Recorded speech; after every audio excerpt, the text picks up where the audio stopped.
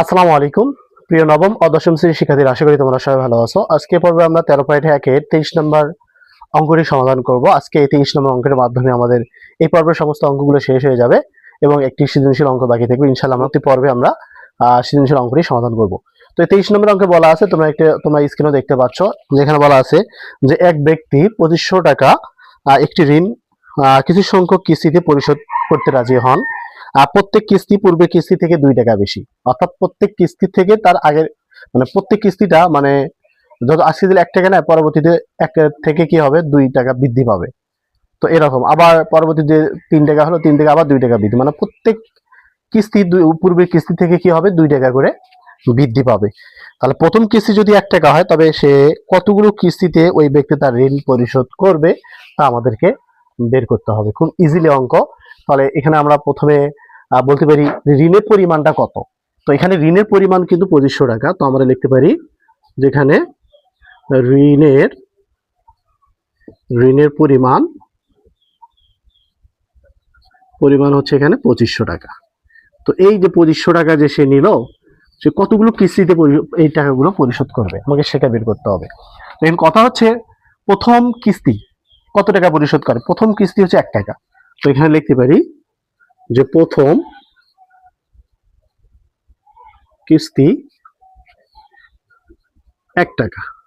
প্রথম কিস্তি কত? 1 টাকা। এখানে আমাদের প্রশ্ন কি বলছে যে প্রথম যে কিস্তি যে 1 টাকা হয়, পূর্বের কিস্তি থেকে কি হবে 2 টাকা করে বৃদ্ধি পাবে। তাহলে দ্বিতীয় কিস্তিটা কত হতে পারে? তাহলে দ্বিতীয় কিস্তি তো হবে, অর্থাৎ দ্বিতীয় কিস্তি হবে, তাহলে 1 থেকে আমাদের কি করতে হবে 2 যোগ করতে হবে, তাহলে কত হবে 3 টাকা। তাহলে তৃতীয় কিস্তিটা কত হতে পারে? তাহলে এখানে 3 আছে, 3 থেকে আবার 2 টাকা বেশি হবে, তাহলে হবে কত 5। তাহলে এখানে দেখো আমাদের 1 3 5, এরপর হবে কত 7, প্রত্যেকটা বারে কিন্তু 2 2 করে কি হবে বৃদ্ধি পেতে থাকবে। তো এখানে আমরা বলতে পারি যে এখানে যে ধারাটা হলো, তাহলে আমরা বলতে পারি ধারা, তো আমরা যে ধারাটা পেলাম হচ্ছে 1 প্লাস 3 প্লাস 5 প্লাস, এবার চলতেই থাকবে। তো এখানে আমরা বলতে পারি প্রথম পদ, তাহলে প্রথম পদ a সমান সমান 1। এবার লিখতে পারি সাধারণ অন্তর, যেহেতু একটা সমান্তর ধারা, যেহেতু আমাদের প্রত্যেকটা ক্ষেত্রে ডিফারেন্স কিন্তু 2, তো এখানে আমাদের দ্বিতীয় পদের সাথে কি করব, প্রথম পদ বিয়োগ করলে কত আসবে 2। তাহলে এখানে আমাদের বলছে কতগুলো কিস্তি দিলে ঋণটা পরিশোধ হবে। তাহলে মনে করি এখানে আমাদের ধরে নিতে হবে যে মনে করি n সংখ্যক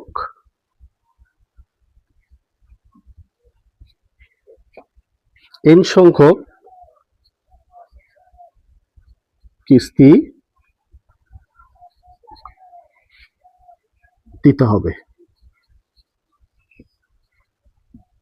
আচ্ছা, n সংখ্যক কিস্তি দিতে হবে, অর্থাৎ আমরা n এর মান আমাকে বের করলে আমাদের অ্যান্সারটা হয়ে যাবে। ঠিক আছে, তো আমরা মনে করলাম n সংখ্যক কিস্তি দিতে হবে। কত বলছি এখানে, ঋণের কতগুলো কিস্তি দিলে সেই টাকাগুলো পরিশোধ হবে। তাহলে মনে করি n সংখ্যক বা n সংখ্যা কিস্তি দিলে টাকাটা পরিশোধ হবে। তো এখন আমরা সূত্র ফেলাবো। তো n তম পদের সূত্রটা কি? n তম পদের সমষ্টি, খুব ইজি অঙ্ক দেখো। তো Sn ইকুয়াল n ভাগ 2 second bracket 2a plus n minus 1 into d।